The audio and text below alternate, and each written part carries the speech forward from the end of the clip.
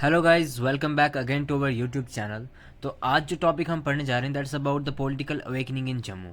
In the last video we studied about political awakening in Kashmir and we got to know about that what the concept political awakening really means. और अब जब हमें समझ आ गया कि political awakening का क्या मतलब है, now we will study about the political awakening same as the political awakening in Kashmir. So as we studied about the political awakening in Kashmir, same as that we will study that how people were awaken in the region of Jammu. तो इसमें सबसे पहले जो हम पढ़ेंगे that's about the Dogra Sardar Sabha, जिसमें जो पहला हमारा पॉइंट है दैट टेल्स के Dogra Sardar Sabha was formed in 1904 in Jammu. तो 1904 में ये इसकी फॉर्मेशन हुई थी।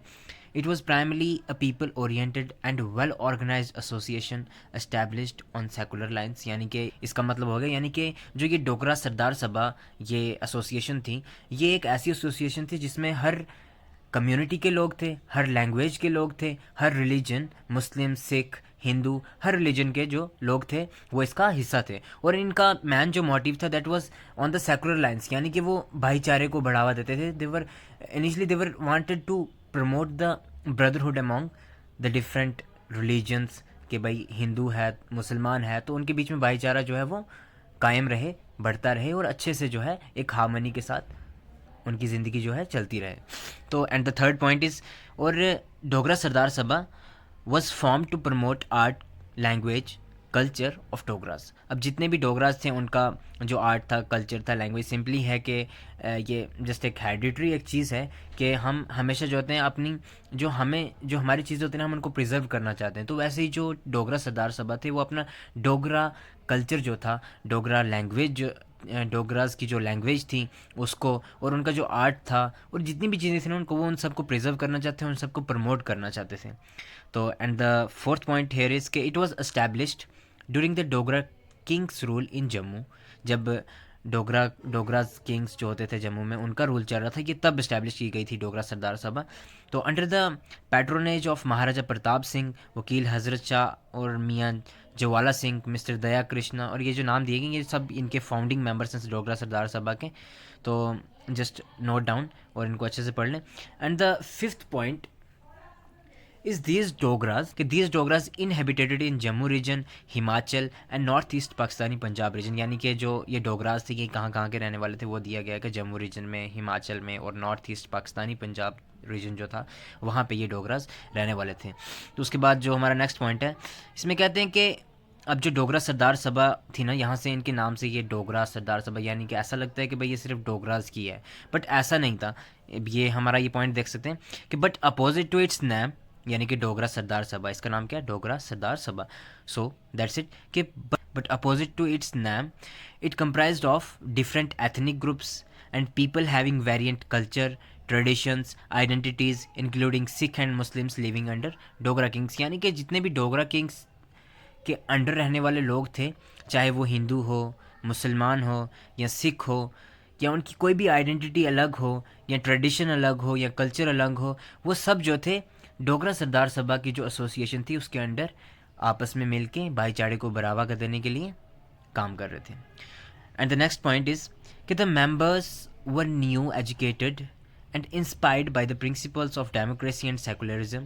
Secularism was an dominant feature of the association which is very important in its functioning. तो वही जो कि अभी तक हम कहते आ रहे हैं कि वो किस चीज़ को बढ़ावा देना चाहते हैं, भाईचारे को, कि भाई लिविंग विद हार्मनी, कि कोई भी रिलीजन है, अगर हिंदू है, मुस्लिम है या सिख हैं, जो भी हैं, हर किसी को जो है एक पीसफुल और हार्मनी के साथ रहना है, आपस में भाईचारे के साथ रहना। वही ये पॉइंट है कि उनका जो मैन डोमिनेटिंग जो उनका मोटिव था that was about the democracy and secularism. अब ये यहाँ तक था इसका इंट्रोडक्शन, किसका, डोगरा सरदार सभा का इंट्रोडक्शन था जस्ट कि कब इसकी फॉर्मेशन हुई, इनका मैन मोटिव क्या था, कहाँ कहाँ पे डोगरा जो थे रहने वाले थे, कौन कौन से रीजन्स में रहने वाले थे, किन चीज़ों को ये प्रमोट करना चाहते थे, एंड इनके मैन मोटिव्स क्या थे वो पढ़ा। और इंट्रोडक्शन के बाद let's move to the stages of the Dogra Sardar Sabha. Dogra Sardar सभा की 4 स्टेजेस थी, जो कि फर्स्ट स्टेज, तो पहली स्टेज जो थी वो थी 1904 से लेकर 1919 तक, जिसमें क्या हुआ कि during this phase the Dogra Sardar Sabha was very much oriented towards the common people, their problems and broaden their base among the common people. it was very loyal to Dogra Maharajas and enjoyed their patronage. तो पहली stage में क्या हुआ simply कि पहली stage ऐसी थी जिसमें डोगरा सरदार सभा ने वहाँ के कॉमन पीपल यानी कि जितने भी आमतर वहाँ जम्मू रीजन के रहने वाले लोग थे उनकी अपलिफ्टमेंट के लिए काम किया, उनकी एक पहचान बनाने का सिलसिला जो है शुरू किया। और उसी पहली स्टेज में जो डोगरा सरदार सभा के पार्टिसिपेंट्स थे यानी कि डोगरा सरदार सभा के अंडर जितने भी लोग थे वो सब जो थे वो लॉयल थे टूवर्ड्स महाराजाज। और सिंपली है कि अगर आप किसी के लिए लॉयल होंगे तो they will treat you better. तो वैसे ही जो महाराजाज थे दे गिवन इकोनॉमिक एड या जो भी मदद उन लोगों को चाहिए होती थी महाराजाज ने उनको दी। And now comes the second stage जो कि 1920 से लेकर 1930 तक थी। तो अब हुआ कि during this phase the Dogra Sardar Sabha was inspired by the Indian national movement which was dominant in India and by working of the Congress। तो अब इस स्टेज में क्या हुआ कि जो डोगरा सरदार सभा एसोसिएशन थी ना वो कहीं ना कहीं जो है इंडियन नेशनल मूवमेंट यानी कि जब पॉलिटिकल अवेकनिंग इन इंडिया हो रही थी लोगों के माइंड में कांग्रेस के through, working of the Congress लिखा है यहाँ पे मैंने कि कांग्रेस के थ्रू जो सेंटिमेंट्स जो love for the nation and for the freedom, भाई कि भाई अब हमें फ्रीडम चाहिए, लिबर्टी चाहिए, वो सब चीज़ के जो कंसेप्ट लोगों के माइंड में जा रहे थे। ऐसे ही क्या हुआ कि डोगरा सरदार सभा भी इंस्पायर हुई विद इंडियन नेशनल मूवमेंट जो कि by the working of Congress थी। तो अब ऐसी स्टेज में क्या हुआ कि जब ऐसा होने लगा, मोनार्की रूल था यहाँ पे, राजाओं का राज चलता था यहाँ जम्मू कश्मीर में, तो डोगराज जो थे इस चीज़ से इंस्पायर हुए। अब सिंपली कि जब बंदा किसी चीज़ से इंस्पायर होता है तो वो उस रेवोल्यूशन की तरफ, उस चेंज की तरफ जाने लगता है कि भाई मुझे भी ऐसी सहूलियात चाहिए कि भाई हमारे साथ भी जो है ये सब चीज़ें हमारे पास भी होनी चाहिए। ओके तो अब नेक्स्ट क्या हुआ, जब ऐसी चीज़, ऐसी सेंटिमेंट्स उनके माइंड में आने लगे, जब वो इंस्पायर हुए इंडियन नेशनल मूवमेंट से, तो this in turn leaded to the hostility and the suspicion in the mind of Dogra rulers of the Jammu, and the Dogra Sardar Sabha was promoting Swadeshi in Jammu and teaching people or say awakening them in Jammu about liberty and rights। जो कि मैंने कहा कि डोगरा जो rulers थे उनको पता लगा कि भाई ये कहीं ना कहीं जो है हमारी रूलिंग के ऊपर थ्रेट है, ये डोगरा सरदार सभा को जो कंसेप्ट ला रहे हैं ये लिबर्टी का और राइट्स का among their people, among their participants, तो ये कहीं ना कहीं हमारी मोनार्की रूल यानी कि हमारे राज के लिए कहीं ना कहीं इसको खतरा है, थ्रेट है। तो ड्यू टू दिस रीजंस, इसी रीजंस की वजह से क्या हुआ 1930 में, इन 1930 द सभा यानी कि द सरदार सभा जो थी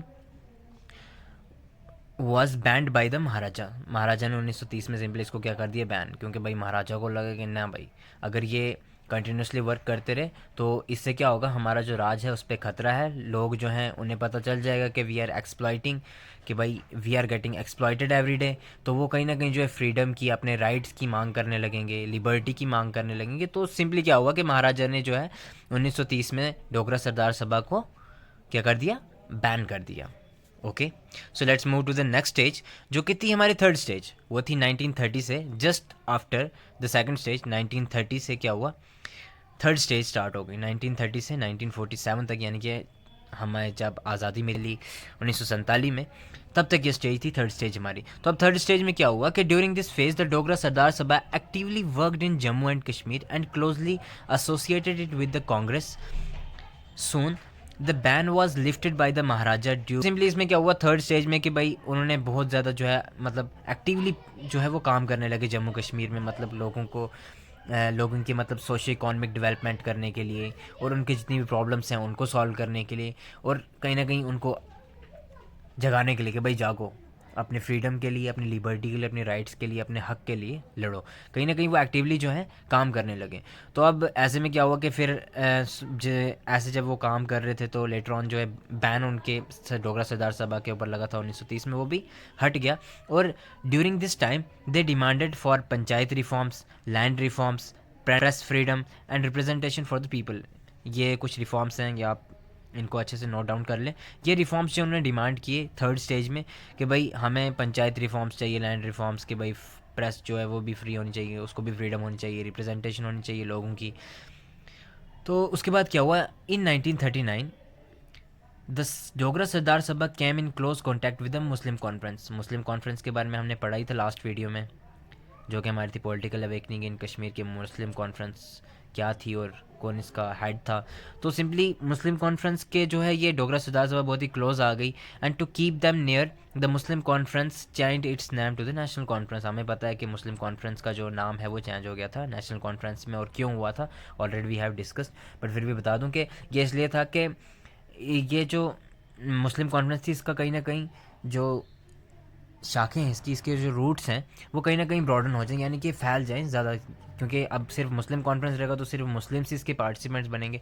तो इसलिए नेशनल कॉन्फ्रेंस बन गई कि सभी जो हैं इसको ज्वाइन कर पाएँ, वेदर ही और शी इज़ मुस्लिम, हिंदू और सिख। सो दैट्स इट। तो यहाँ पे हमारी थर्ड स्टेज खत्म हुई। तो इसके बाद आती है फोर्थ स्टेज, जो कि 1947 के बाद से लेके अभी तक है। और इस स्टेज में क्या हुआ, this stage started after signing of Instrument of Association by the Maharaja of J&K. It worked for the socio-economic, cultural and political issues of the people. Simply just note it down, it's not that much difficult. तो it was all about the stages. ये 4 stages थी हमारी डोगरा सरदार सभा की, जो कि बहुत ही easy हैं, ठीक। तो इसके बाद हम पढ़ेंगे अबाउट द एजेंडा या मिशंस या अचीवमेंट्स ऑफ डोगरा सरदार सभा के, उनके अचीवमेंट्स क्या थे या उनके मिशंस क्या थे, क्या करना चाहते थे वो, क्या उन्होंने पाया। तो सबसे पहला जो इसमें अचीवमेंट था या एजेंडा या मिशन कह सकते हैं, वो था कि जो डोगरा सरदार सभा वाले थे, education was supported by them, DSS यानी कि डोगरा सरदार सभा। तो Dogra Sardar Sabha was supporting education system specially for the female child, कि भाई जो लड़कियां हैं उनकी एजुकेशन की तरफ वो ज़्यादा तरजीह देती, क्योंकि लड़कों तो वैसे ही ऑलरेडी मिल रही थी। और कहीं ना कहीं वो एजुकेशन को बहुत सपोर्ट करते थे कि भाई everyone should get the right to be educated. तो उसके बाद जो सेकंड उनका मिशन था वो था कि वो सपोर्ट करते थे डोगरी लैंग्वेज के, प्रमोट करते थे डोगरी लैंग्वेज को। अब सिंपली है कि अपना कल्चर, अपना लैंग्वेज या अपनी कम्युनिटी या कुछ भी हो, तो अपनी को भी चीज़ों हम उसे प्रमोट करना चाहते हैं, हम उसे सपोर्ट करना चाहते हैं, हम उसे बनाए रखना चाहते हैं। तो वैसे ही they supported Dogri language. And the third point is के women emancipation was supported by them, यानी कि control of someone on another. Simply वो क्या करते थे कि भाई डाउरी सिस्टम वगैरह जो भी थे उन सब चीज़ों को वो क्या करते थे कि भाई डिनाई करते थे, उन सब को क्या कहते थे कि भाई ये सब चीज़ें गलत है, मतलब वुमेन एम्पावरमेंट की बात करते थे, सिंपली हम वो कह सकते हैं। और इन्हें अपॉइंट किया था मुमताज़ बेगम को एज इट्स हेड। तो उसके बाद आता है कि lower caste were given many rights, जो लोअर कास्ट वगैरह होती थी उनको बहुत सारे राइट्स दिए गए थे, मतलब वो ऐसा डिमांड करते थे कि लोअर कास्ट जो है उनको बहुत ज़्यादा जो है राइट्स देने चाहिए, उन्हें एक्सप्लॉइट नहीं करना चाहिए, they are none the lower, equally treat करना चाहिए सबको। तो उसके बाद state subject were organised and made, only state residents were given right to work in the state. State subject बनाई गई थी। अब उसके अंडर अब पॉलिटिकल एडमिनिस्ट्रेटिव लेगेसीज जब हमने पढ़ी थी तो वहाँ पे हमें ये भी मिला था कि स्टेट सब्जेक्ट भी हमें एज ए लेगेसी मिली हुई है। तो स्टेट सब्जेक्ट में सिंपली यही था कि भाई जितने भी जम्मू कश्मीर के जो रेसिडेंट्स हैं, यानी कि जितने भी जम्मू कश्मीर के रेसिडेंट्स हैं, सिर्फ वही जो है यहाँ पे काम कर सकते हैं। ये इसलिए था कि बाहर के लोग यहाँ पे आके जो है काम ना करें और यहाँ के लोगों को जो है अपॉर्चुनिटीज़ मिलें काम करने की और डेवलप होने की, अपलिफ्टमेंट खुद की करने की। तो उसके बाद है नेक्स्ट के gaining successful in gaining the freedom of press under the Maharaja rule. फिर उनकी डिमांड ये थी लॉन्ग उनकी ये एज वी नो के उनने डिमांड किया था कि भाई थर्ड स्टेज में हमें पता है कि उन्होंने डिमांड किया था प्रेस की फ्रीडम के लिए, तो वो भी जो है उन्होंने सक्सेसफुली जो है उसे भी गेन कर दिया था, प्रेस को भी फ्री किया गया था महाराजा रूल के दौरान। तो उसके बाद agenda to seek equitable development in all 3 regions, यानी कि जितनी भी 3 रीजन्स है जम्मू कश्मीर और लद्दाख, इन तीनों में जो है डेवलपमेंट हो, इक्वली हो और अच्छे से हो। तो और उनका ऑब्जेक्टिव था to promote its culture of Dogra, के भाई जितने भी डोगरा कल्चर है उस सबको हम प्रमोट करें, प्रिजर्व करें, दैट्स इट। तो अब इसके बाद जो नेक्स्ट हमारा लास्ट टॉपिक है दैट्स अबाउट द प्रजा परिषद। तो प्रजा परिषद जो थी इट वाज फॉर्म्ड इन 1947 नवंबर के महीने बाई बलराज माथुर, जो कि आरएसएस लीडर थे। तो following the event of the partition, communal riots and the Pakistani tribal man invasion, Praja Parishad adopted the stance of complete integration of Jammu and Kashmir with the Indian union.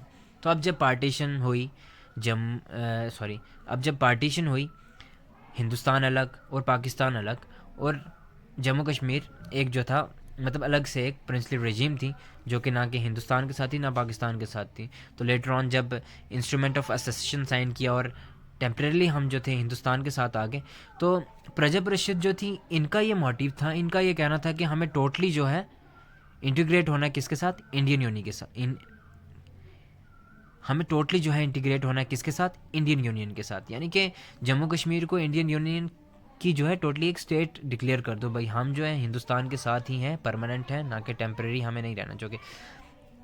और इनने protested against the special status of J&K under Article 370 and demanded its abrogation. Simply जब उन्होंने कहा कि हमें totally जो है Indian union के साथ जाना है, तो उन्होंने 370 आर्टिकल को जो है अपोज किया, उनके अगेंस्ट 370 आर्टिकल जो स्पेशल स्टेटस था जम्मू कश्मीर के लोगों को, उसकी एब्रोगेशन की बात की कि भाई इसको जो है 370 आर्टिकल जो है इसको ख़त्म किया जाए। तो और जो प्रजा परिषद वाले लोग थे that they cam up with the slogan के एक विधान यानी कि वन कॉन्स्टिट्यूशन, एक निशान यानी कि वन फ्लैग एंड एक प्रधान यानी कि वन प्रीमियर यानी कि हेड ऑफ द स्टेट या एक प्राइम मिनिस्टर कह सकते हैं हम। तो दैट्स इट। तो अब इनका ये था कि एज वी नो कि जम्मू कश्मीर का अलग से कॉन्स्टिट्यूशन होता था, अलग से एक फ्लैग होता था, अलग से प्राइम मिनिस्टर होता, तो वही प्रजा परिषद वाले जो लोग थे इनका ये मानना था कि हमें टोटली इंडियन यूनियन के साथ जाना है और हमें एक ही कॉन्स्टिट्यूशन चाहिए जो कि इंडियन यूनियन का है, और एक ही फ्लैग चाहिए जो कि इंडियन यूनियन का है, और एक ही प्राइम मिनिस्टर चाहिए जो कि हिंदुस्तान का है। एंड जो लास्ट पॉइंट हमारा दैट्स के later on it was merged with the भारतीय जनसंघ। अब भारतीय जनसंघ क्या है, प्लीज़ आप ही कमेंट करके बता दें मेरे को कि आजकल भारतीय जनसंघ का नाम क्या है। तो यही हुआ था कि प्रजा परिषद वाले जो थे वो लेटर ऑन किसके साथ, भारतीय जनसंघ के साथ मर्ज हो गए थे, उनके साथ मिल गए। तो दैट्स इट के आज का हमारा यही टॉपिक था, पॉलिटिकल अवेकनिंग इन जम्मू, जो कि हमने क्लियर कर लिया। और अगर कोई भी डाउट है you can ask in the comment section and please let me know कि भारतीय जनसंघ को आजकल क्या बोलते हैं। एंड होप सो कि आपको अच्छे से समझ आई हो, और अगर समझ आई हो तो प्लीज़ लाइक शेयर और कमेंट ज़रूर करें। Don't forget to subscribe my channel for upcoming updates. और इसके बाद जो हमारा नेक्स्ट टॉपिक रहेगा that will be about the political awakening in Ladakh. Thank you so much guys.